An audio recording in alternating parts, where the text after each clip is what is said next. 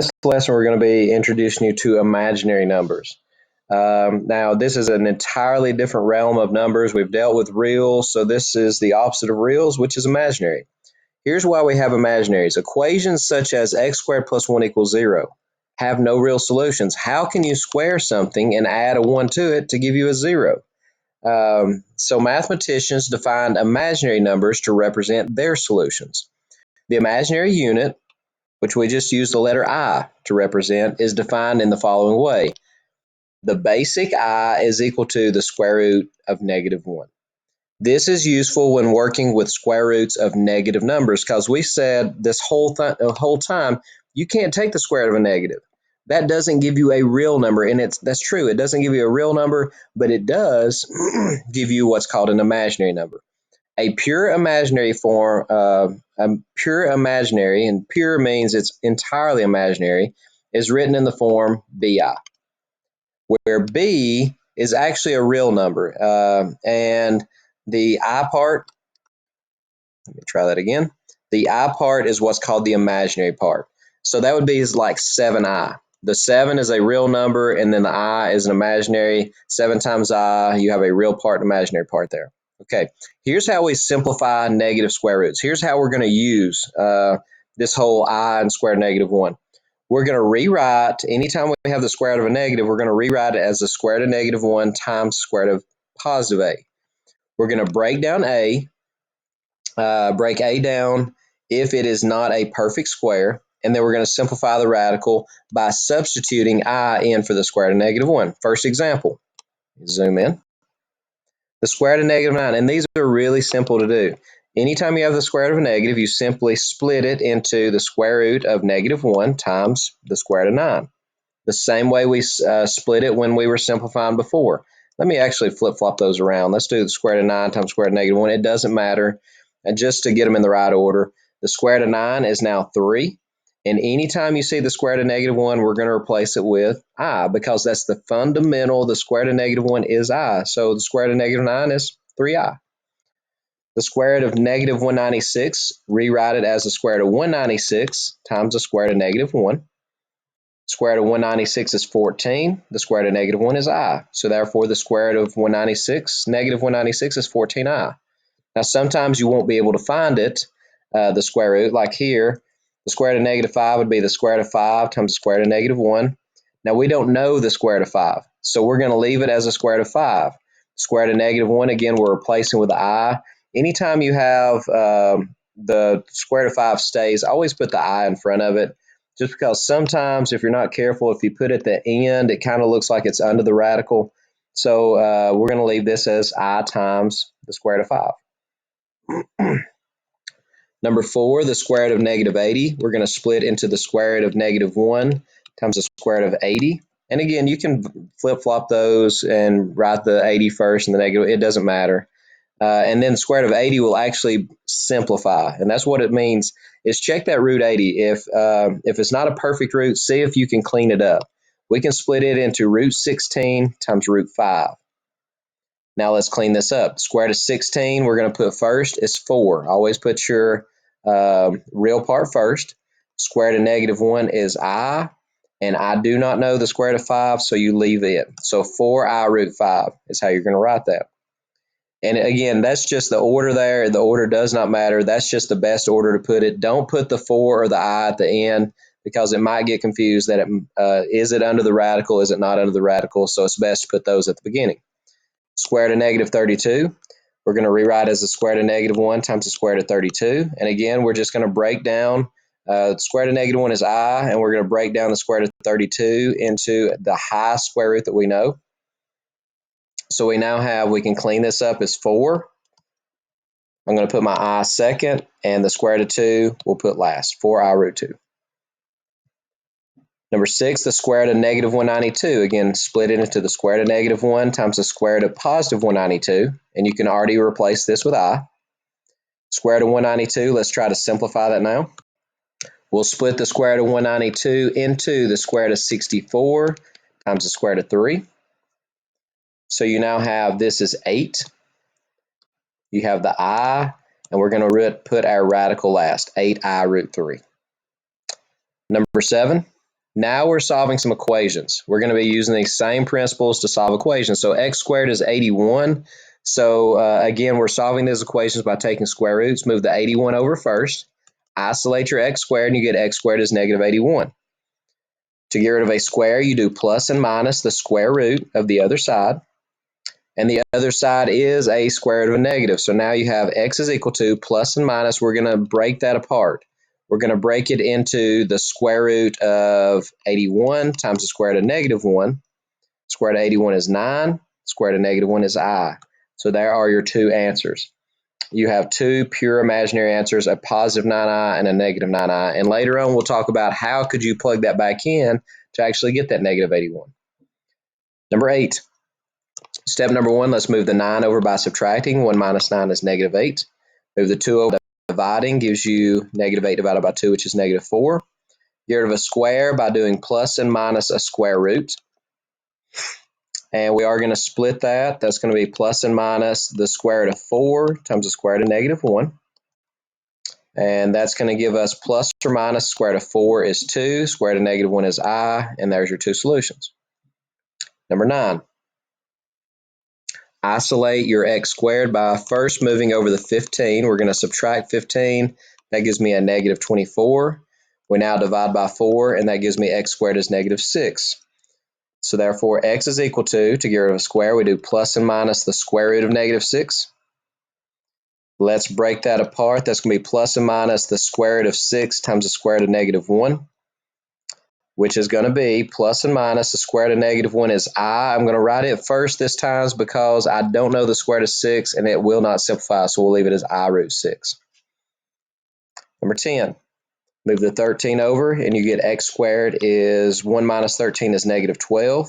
So therefore, x is equal to plus and minus the square root of negative 12, which we're going to split into the square root of negative 1 times the square root of 12. And the square root of 12 will actually break down again, and you can just write it right here below. That's root 4 times root 3. So now let's clean those up. Your final answer is going to be plus or minus. Put your number first. Square root of 4 is 2. Square root of negative 1 is I. And then the radical, let's write it last. So that's going to be 2I root 3. Okay, number 11. Step number 1, move your 5 over, gives you 3x squared equals, when you add 5, gives you negative 441. We now divide by 3, and you get x squared is equal to negative 147. To get rid of a square, we do plus and minus the square root of negative 147. We're going to break that apart. That's going to be now plus and minus the square root of negative 1 times the square root of 147. And we can split that root 147 into the square root of 49 times the square root of 3. So here's your three radicals that you now have. So x is equal to plus and minus the square root of 49 is 7. The square root of negative 1 is I. And the square root of 3, I don't know. So that would be plus and minus 7i root 3. The next one, number 12. First step, move the negative 1 over, leaves you a negative 2/3 x squared equals 18. To get rid of a fraction, you multiply the other side by the reciprocal, so that's going to be negative 3/2. That will cross cancel and leaves you with x squared equals 9 times 3, which would be a negative 27. So therefore, x is equal to plus or minus the square root of negative 27. Let's split that. We'll just write it right here. That'd be this plus and minus, I've already written, the square root of negative 1 times the square root of 27. And we can split the square root of 27 into root 9 times root 3. So our final answer, plus or minus, the square root of 9 is 3. The square root of negative 1 is I. The square root of 3, I don't know. So plus and minus 3i root 3. Okay, next up, let's talk about our powers of I. Okay, and we're going to be looking for a pattern here. And now let's remind you, I to the first power is the square root of negative 1, which again we just called regular I.